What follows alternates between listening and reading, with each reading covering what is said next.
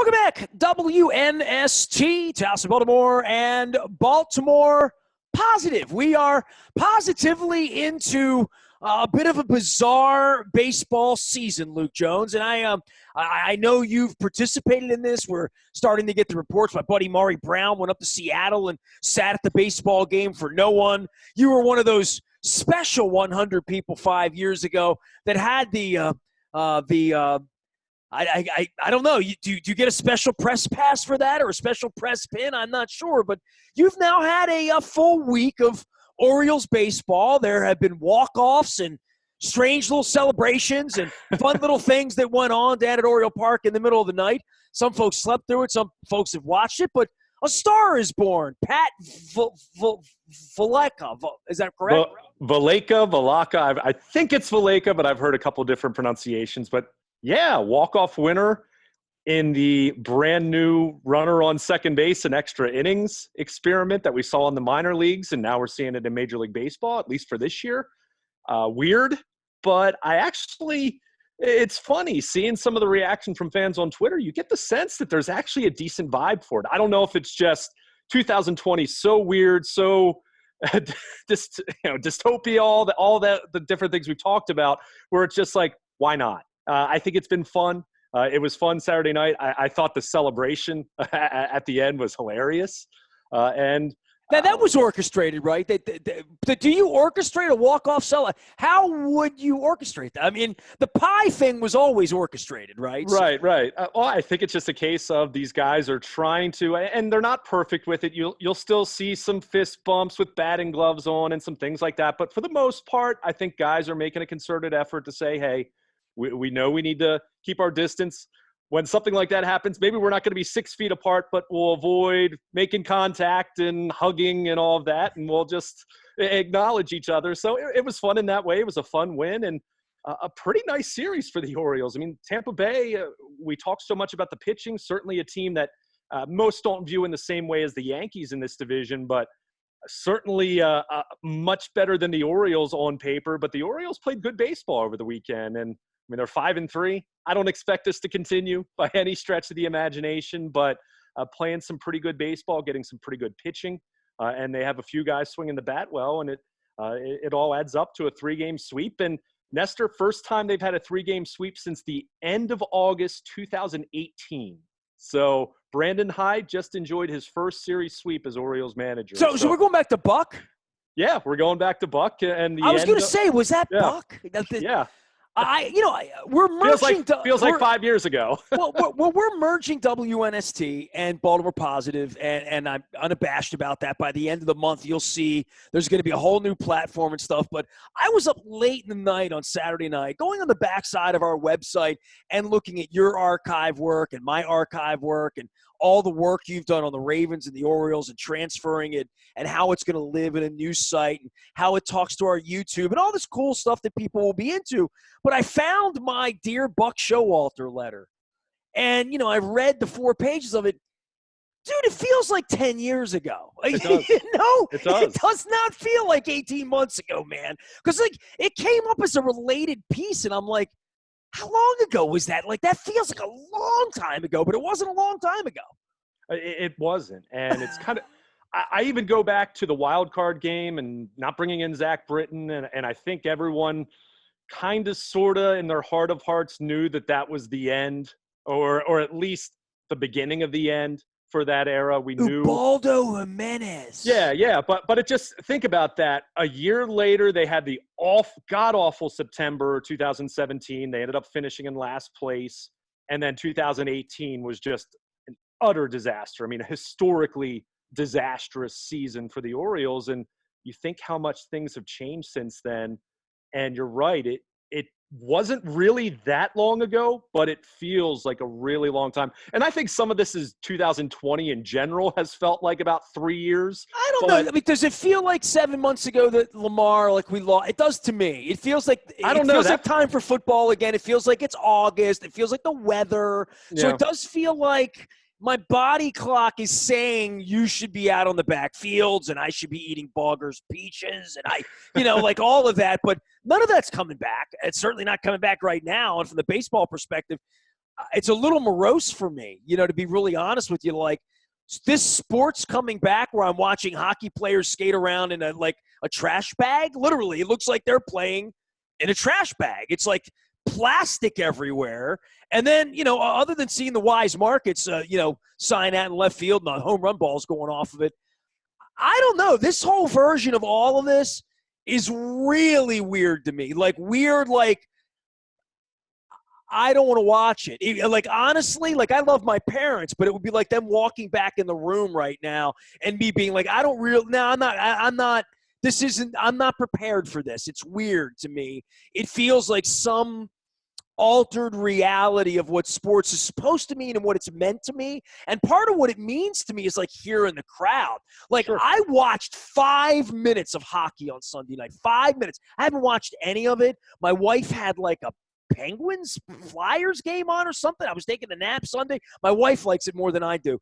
And the Maple Leafs were playing like the Columbus Blue Jackets in Toronto, and I spooked out, man. Like, I was like, I've been in that place seeing the Rolling Stones. I've been in that place up on the roof watching it shake when the Maple Leafs beat the Caps in Game 3, like, whatever, 3 years ago, however long ago, 4 years ago, however long it was. I mean, like, sort of otherworldly hockey experience I've had in that rink. And to sit there and watch, like, them skating around and no sound and the puck going up onto a plastic bag, I'm out. I'm just out. It looks like a weekend exhibition tournament for no one in general. With no fans, I'm having a hard time with this, Luke. I'm not lying to you. Well, and that's you're allowed to feel that way. I think maybe for me it's a little bit different. I've enjoyed it. It's from my personal experience being at the ballpark when it's empty. I think it's jarring.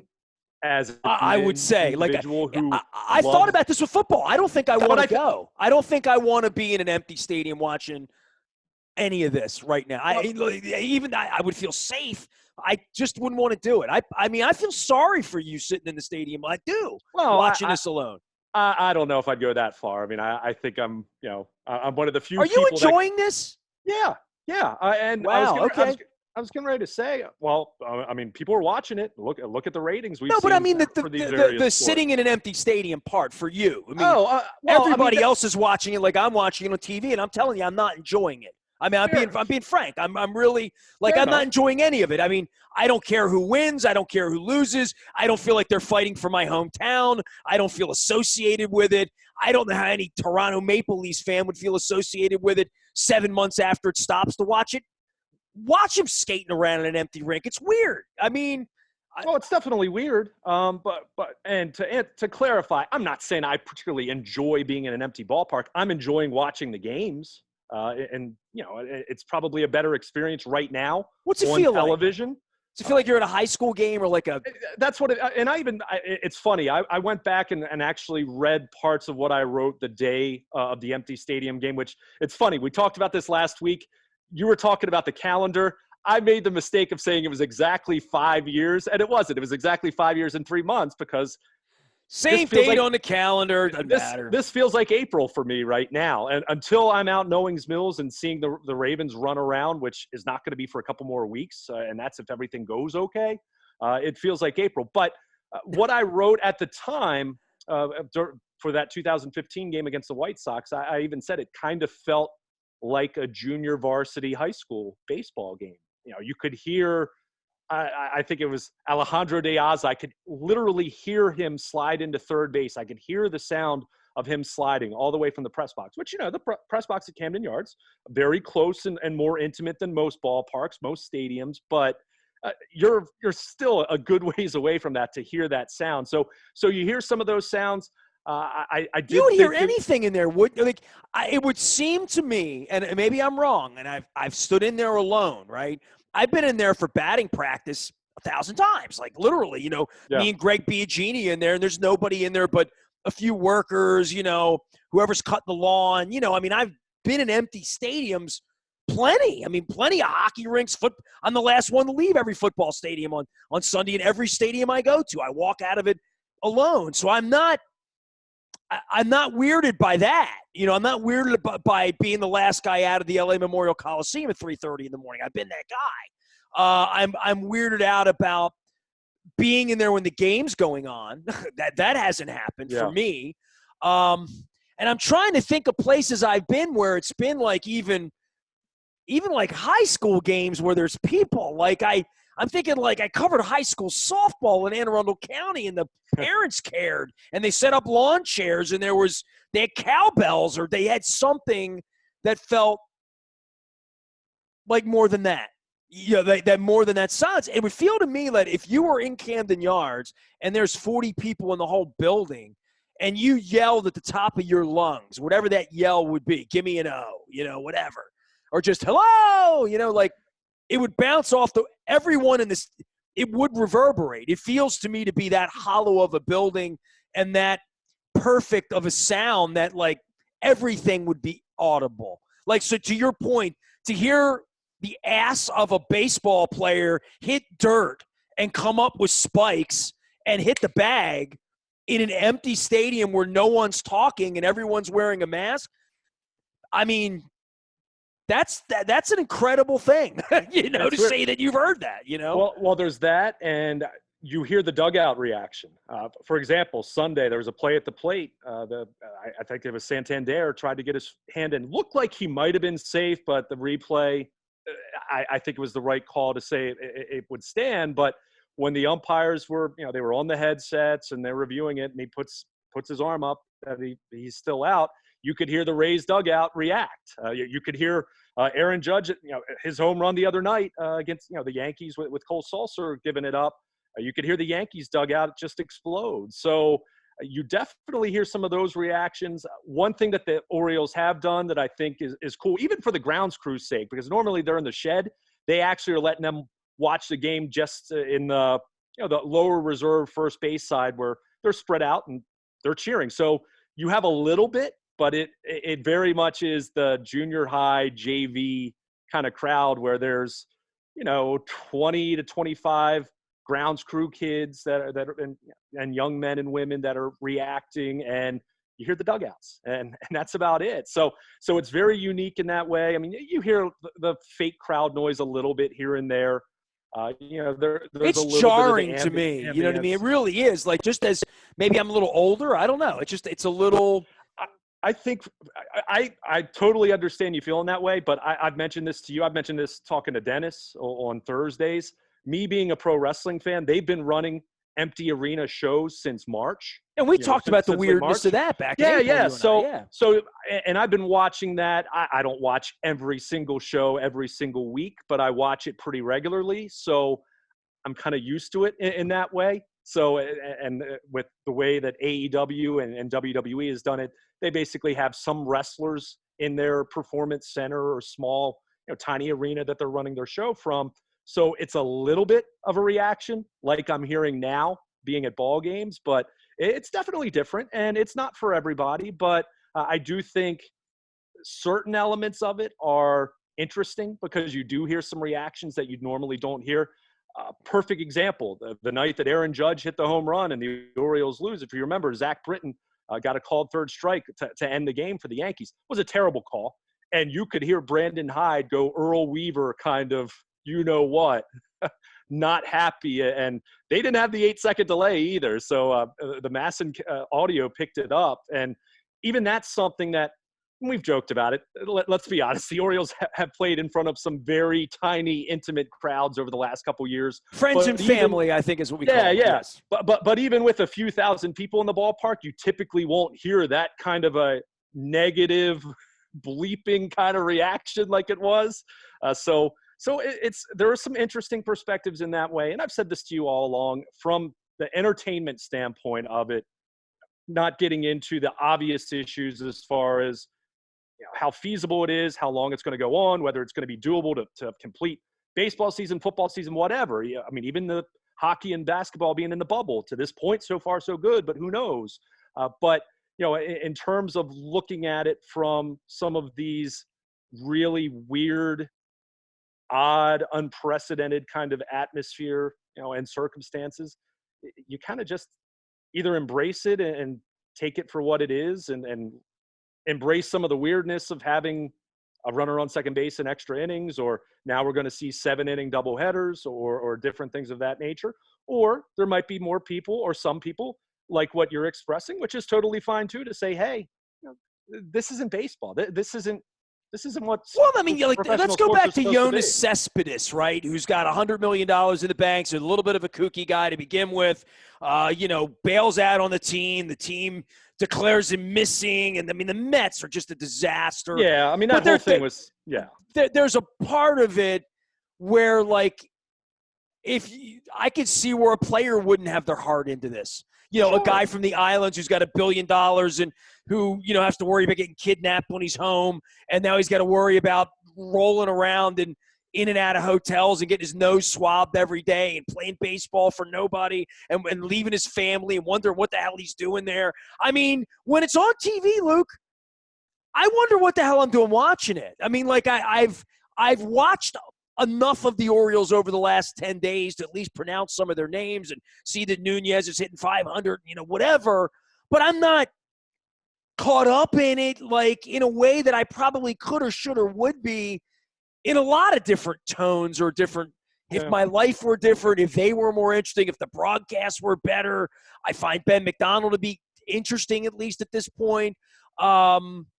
I find the flatness of it really tough to get by. But then there's the part, and maybe this is where, we can really talk about this, that if they survive, right, if the Cardinals aren't shut down, and we saw that Doug Peterson now with the Eagles has COVID. So, and believe me, I never bet a dollar that any of this was going to work, right? So you can come back and shove it up my backside November 10th when there's been a World Series, when the Ravens are actually playing Week 9. If that happens, I'm wrong, okay? And they were right, and nobody died and all that, but I don't think I'm wrong, and I don't think that that's going to be the case. So I have a hard time getting into this on the basis of winning a championship, having it matter. Even the stupid things when you have a player like winning a home run title or winning a stolen base, the things that I have always loved about baseball, or having a player that you want to follow them for the year. I don't feel like, even with the Orioles having like a decent start, and even if they would have usurped a couple of forfeit wins against the Marlins, they'd have a better record than they would, right? And that's probably how they should have done it. To me, I thought that's how they were doing it. I don't even know the hockey rules. I don't even know the NBA rules. I know baseball's decided to play 7 innings, and they did that since the last time you and I talked over the weekend. So they're making this up as they go along. I'm just having a hard time. Is there going to be a pennant race?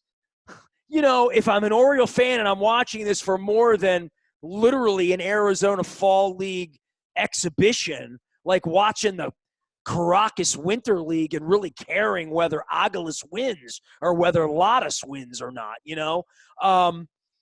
I would say that if the Orioles are 5-3 and I'm buying into this, part of this is half the teams are making the playoffs, right? So there is this part where, like, if the Red Sox are going to be this bad and you could beat up on Tampa and you could hold your own, and some other teams Cespedes doesn't play and their pitching's no good, and you're 5-3 next week, and then you're 5-3 next week, all of a sudden, like, if you're watching it, there is this whole sort of weirdness about who's going to be good and who's not, because, and I almost wrote this to Dan Rogers, because, I followed Dan out on Twitter, and he was given, he always gives the detractors like me a hard time.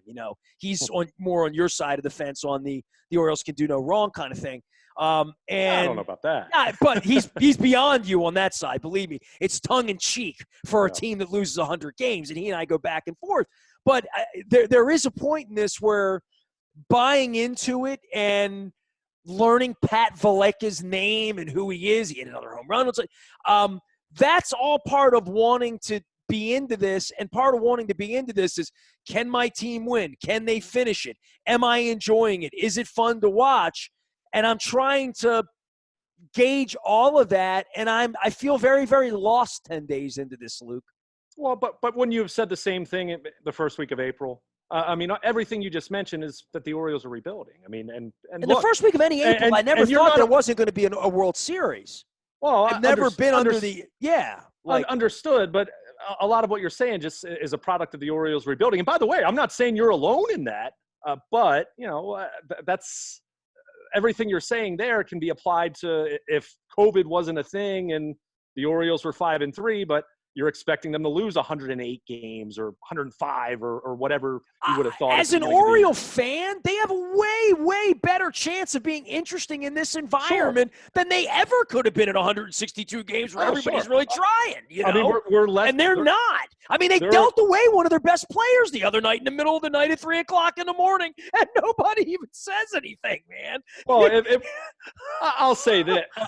A guy who, if they were going to win over 8 weeks, he would really, he's really valuable to them over the next 8 weeks if they can win, but they don't care about winning. I mean, literally.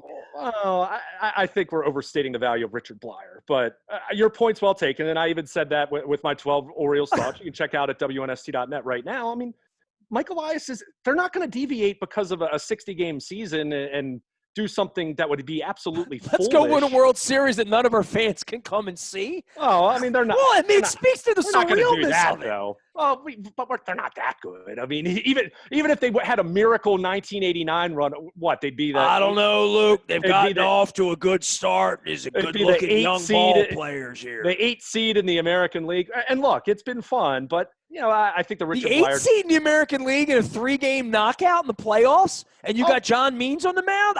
Dude, I'm telling you, something magic happens. See, now you're drinking. Time you go. Now you're totally drinking the orange Kool-Aid. I mean, but no. To get back to your original point, do you want me to believe or do you not? Let's make up your mind, dude. We're all over the place here. No, I don't think we're all over the place here. I think expectations should not be remotely different than they were a week ago. They just swept the Tampa Rays. My expectations are. I'll say this, and I said skyrocketing to 4th place. I know, right? I said this after the Boston series, though. It kind of throws cold water in the hot takes from, remember the first night they get totally just embarrassed by the Red Sox. And people are, is this team going to win 10 games? It's like, look, it's baseball. And if we learned anything over the first week, maybe this team is a little bit improved from last year to the point where, they can play some decent baseball for a week to 10 games. And they got some good pitching. The bullpen since opening night has actually been pretty good. Cole Sulser, Aaron Judge 3-run homer notwithstanding, has actually been kind of surprising that he's, Brandon Hyde really likes his stuff, and he went right back to him on Friday night, and he got the save and had a 2-inning save on Sunday. So kind of an old school approach there. And so they've been okay so far, and it's been fun. And I think one thing that's interesting, and you brought this point up, and I didn't really get a chance to address it, but you mentioned Yoenis Cespedes, and I think you and I will talk football in another segment, and we'll really get into it. But there is very much a sense of, for these individual players, for these individual teams, motivation's quite different for this. I would think, one, you have to be much more of a self-starter because you don't have that buzz in the crowd. Whether you're talking about Yankees, Red Sox over the weekend at Yankee Stadium, where normally the Bronx would be packed to the gills and secondary ticket market would be through the roof, even for the second weekend of the season. So you don't have that. You have no fans, and you have teams. I think the Nationals are a team that, you look at some of the guys, Zimmerman opts out, Rendon's gone. What happened with Soto to start the season? They've dealt with scheduling issues, and they're coming off of a World Series. So if you're an individual in that clubhouse, and look, I'm not accusing them of quitting or anything like that, but if you're an individual in that clubhouse, it's kind of tough to get motivated, isn't it? In the sense that you just got to the mountain top of the mountain less than a year ago. You have guys that have opted out and have moved on via free agency, and now you've already dealt with not being able to play because another team couldn't play, and rescheduling and reshuffling and hosting a team at your ballpark, but they're the home team and you're a visitor like they did with the Blue Jays last week. And there has to be a sense of, even if it's just deep down, even if it's subconscious, to say, this doesn't feel real. And on the flip side, maybe a team like the Orioles, who have so many guys who are has-beens or never was, never will be, guys who've been cast off elsewhere, a Cole Sulser being a perfect example, or a Hanser Alberto being another example, guys that are getting a chance to play in the major leagues, maybe the only place in the league they'd be playing is Baltimore. Or the And it's weird. California Penal League. but it's weird. But hey, this is their opportunity to shine. And maybe not Hanser Alberto, because he hit 300 last year and had a really nice season. But a Cole Sulser or some of the other guys in the Orioles bullpen right now, where they might be saying, you know what? A team like the Nationals, yeah, they might be maybe going through the motions. And I'm just using the Nats as an example. I'm not trying to attack. There's going to be a lot of teams going through the motions. But you have some guys that are looking at this and saying, you know what? This is a 60-game sample. It's a 60-game sprint. If I pitch my butt off for 2 months, or if I have 3 good weeks and then I'm just okay at the plate the rest of the way, you know what? I may have just bought myself a job for next year. I might have increased my chances of sticking around, whether it's in Baltimore or elsewhere, for a couple more years. So you definitely have some different motivations at work. And then when you mentioned the Cespedes example, or we'll talk about it with how many players the Patriots have had opt out in the NFL, you have guys who have made a lot of money. In the case of the Patriots, or like the Nationals, like I mentioned, they've won a championship, or in some cases, multiple championships in New England, where you do wonder where it's like, do I really need this? Beyond the risk of the virus itself. Or is this going to fulfill me in some way? Is it right? Going fun? Is the juice going to be worth the squeeze? Money aside, because we all do things for money. We all have to feed ourselves. But the guy driving the bus, for $12 an hour, it has to ask himself that. Is it worth it? The person at the checkout stand has to say, is it worth it? If you're a multimillionaire sitting at home and this isn't even any fun when you show up, and it's no fun for me. It's not costing me any money. It's the way I make my living, and I'm watching it and I'm saying, this is unfulfilling for me. It's unfulfilling, and I would say as a competitor, and I'm a competitor, as you know, the competitive side of pitcher hitter and fielding the ball in the quiet part of it is fascinating from guys that are good at golf. You know what I mean? In the quiet sports, and baseball is so different. Shagging a fly ball on a backfield in Sarasota at 10:30 in the morning and shagging it at 8:45 at night in the 5th inning, where there's people out in center field throwing beer at you for whatever is going on out there, heckling, noises, things, crab games, girls in the state, stuff. I would think that from a baseball player, from that sort of the Adderall focus and all of that stuff, taking everything else out, this probably could fix some players and probably could wreck some other people that love to perform for the crowd. You know what I mean?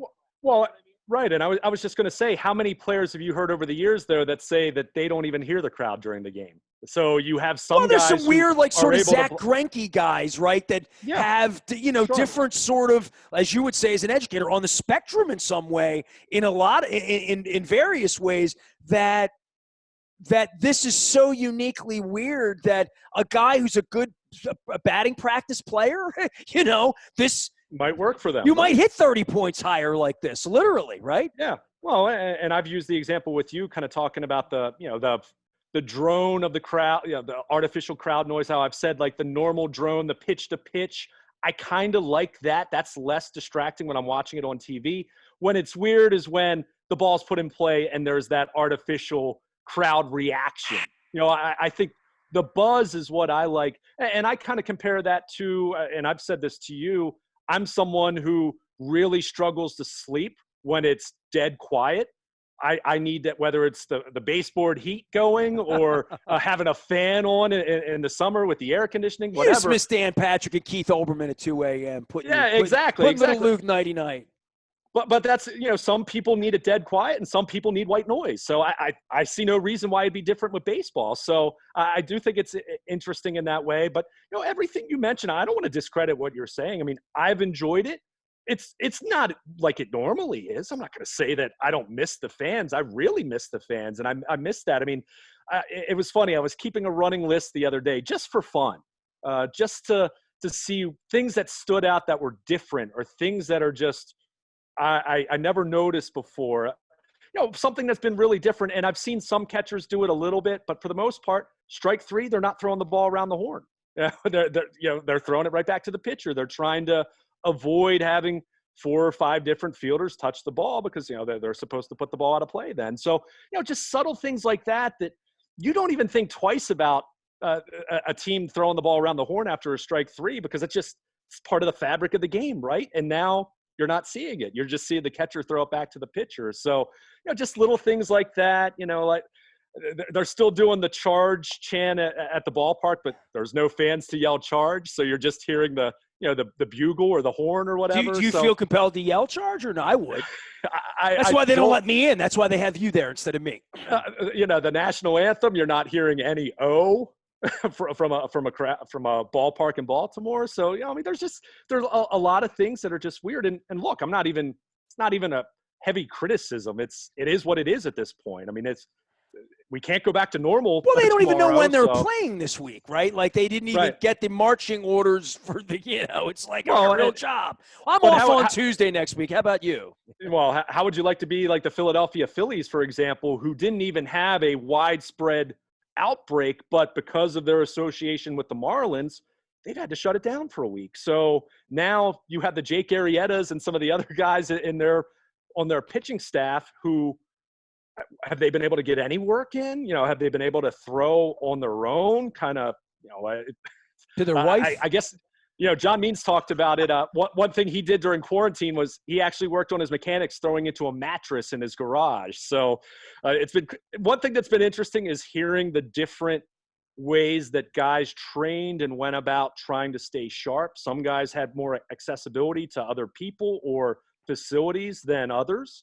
And we're going to see that with football, too, when these guys get together this week. And that's one thing that I don't think it's been lost because I think there's been plenty of talk about it with, Verlander and so many pitchers. We've seen arm injuries and issues. And look, we see this every year.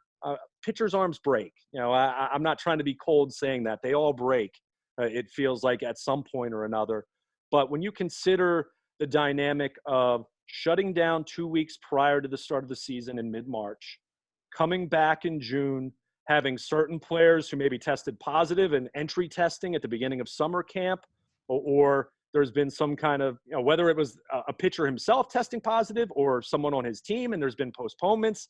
I think if there's something that needs to be more strongly considered beyond just the safety of players testing positive and how problematic that can be, you do talk about some of these pitchers where at how many points are we going to ask these guys to start and then stop and then start and try to keep themselves sharp, and then they're in a competitive environment? I do think there are concerns with that, especially on the pitching side, and I think football is going to be very similar when we consider, okay, and I've done this too, you can compare it to the lockout in 2011, but even though players had no contact with their coaches and they weren't in the building in the spring and they didn't come back until training camp, everything was normal other than that. They could go to whatever facility they wanted to. They could have their personal trainer. They could work out with whichever players, so teammates or players across the league.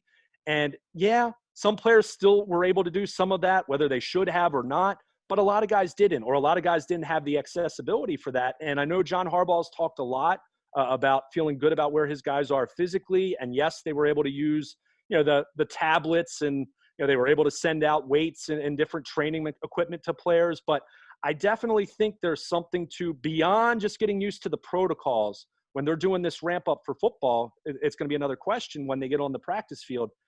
How close are these guys to being in football shape?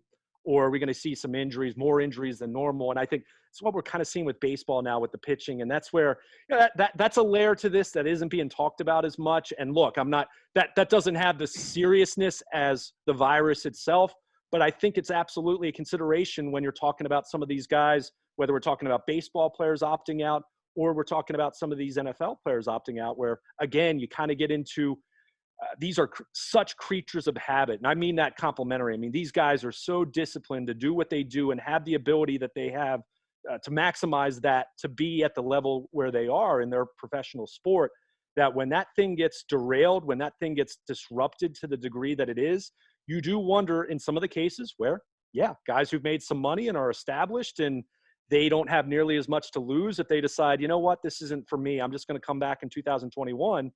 You know, I can understand that a little bit more, even if it's not even as much about the virus. It's just the overall disruption of this just being, at some point, is it really worth it for my craft, for my longevity of my career? Well, if you don't feel like you can win a Super Bowl and that's the whole thing dangling out there, if you don't feel like there's going to be a Super Bowl, which is where I am, Sure.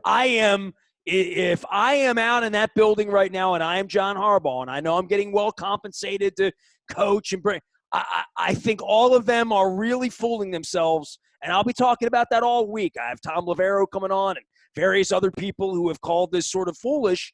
And they might get away with it. They might. This time last week, it was the Marlins, and then it was the Cardinals, and this week it'll be Doug Peterson, right, to start the week, and it'll be somebody else at the end of the week because it's a plague. It doesn't care if you're the Super Bowl head coach.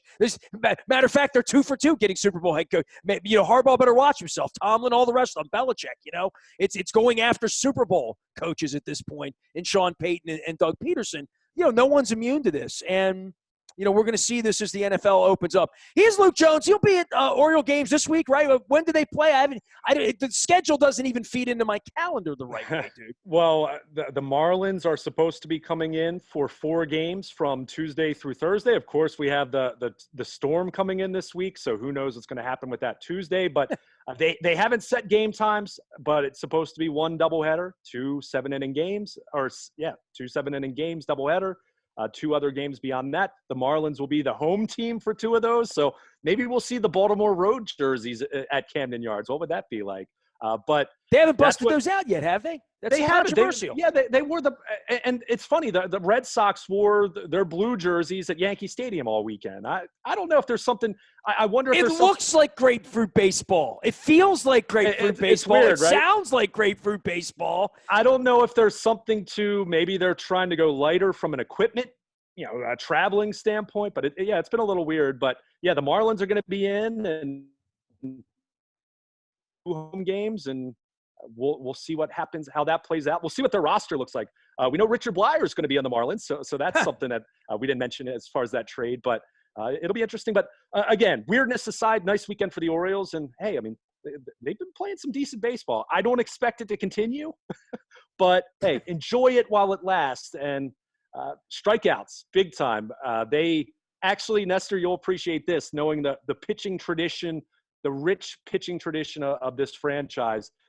On Sunday, they set a new club record, 5 straight games of striking out 10 or more batters. Doesn't that tell you everything you need to know about the state of the game, baseball in general? I think I saw it on Sunday. Going into Sunday, there were, I think it was in the neighborhood of 300 some more strikeouts than hits around the league.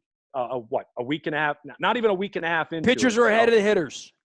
No, it was 279 more strikeouts than hits across the majors. It's not the pitchers being the pitchers are ahead of the hitters, period. This is a trend we're seeing continue from the last few years. And the Orioles, who, let's face it, not exactly a staff of future aces and all-stars, but they've been averaging more than a strikeout per inning. So it just shows what this game is all about. Strikeouts, walks, home runs. In our new format, we're going to have like the pull-out quotes, in our quote boxes. And the quote box for this whole story for you will be, the Orioles swept the Rays over the weekend, but I don't expect it to continue. Hey, you're supposed to be the optimist here, dude. I can't be disingenuous, but hey, I'll say that you don't hear me saying, "Oh, this is terrible because it's going to mess up their draft pick." I don't have time for that kind of talk. Enjoy it while it lasts, because it's probably not going to. But they played good baseball. They won some games. I'll say this: as much as we were just talking about motivation of individual players and individual teams, I think they've been playing hard. And they have a lot of young guys who are fighting for their major league lives. That is not hyperbole. Just look at the roster. Look at the guys that are on this team. You have guys that are trying to stick. And, last year it was a Hanser Alberto who took advantage. John Means was an organizational arm, and suddenly he's on the All-Star team with second Rookie of the Year voting. So I'm guessing Cole Sulser is not going to become an All-Star closer. But, hey, he's getting an opportunity now. And he's – Aaron Judge home run aside, he's done a an okay job. And Tommy Malone keeps it up, he's going to break a pane of glass, Luke. Tommy Malone, strikeout pitcher, despite the fact that I think his max velocity on Sunday was 87.5 miles per hour. Dude, he's throwing trash, man. He's throwing like Scott McGregor garbage is what he's throwing. The rate, and maybe it's more of an indictment on the Rays lineup. They couldn't hit him. Jamie Moyer trash is what he's throwing. That changeup was on point. I'll give him credit. He pitched well. All right, man. We're going to get some football in here. Luke is here. I am here. We are here. Luke is out on Twitter and Facebook, and he is Baltimore Luke everywhere. You can find us both at WNST.net and Baltimore Positive as we begin to merge the brands. I want to shout out all of our sponsors here. I'm wearing my Raskin Global shirt. Leonard Raskin's going to stop by a little later on in the week. The hat, Liberty Pure Solutions, they solved my hot water heater solution. And therefore, I now have hot running water for my dishes, which I'm very appreciative. Thank you, Doug, for that. And clean, fresh water for my drinking purposes as well. Planet Fitness, they are socially distanced and safe. Get back in there, $10 a month. They're open. Planet Fitness, you can work out and work in with my man Teddy as well. So make sure you're checking that out. Pizza John's not open on Monday, but that's when I always hanker it. It's terrible. 410-687-7733. Stop down, get yourself a cheesesteak with some delicious provolone on that. The Wake and Bake, the Honey Graham. I'm almost out of Honey Graham. I haven't had pistachio all summer. I'm going to make that right. DeHarker Brothers Ice Cream, made here in Baltimore with the full love of the ice cream that we love so much. And, of course, it's Chicken Palooza at Royal Farms. Chicken, 2-piece, $5. And it says so right on the box here, 10 cents for every Chicken Palooza box sold will be donated to benefit the Johns Hopkins Children's Center. Give some love to our friends at ROFO during Chicken Palooza. I am Nestor. He is Luke. We are WNST.net, AM 1570 at WNST Towson, Baltimore. We never stop talking Orioles, Ravens, sports, COVID, and hopefully the end of this madness at some point.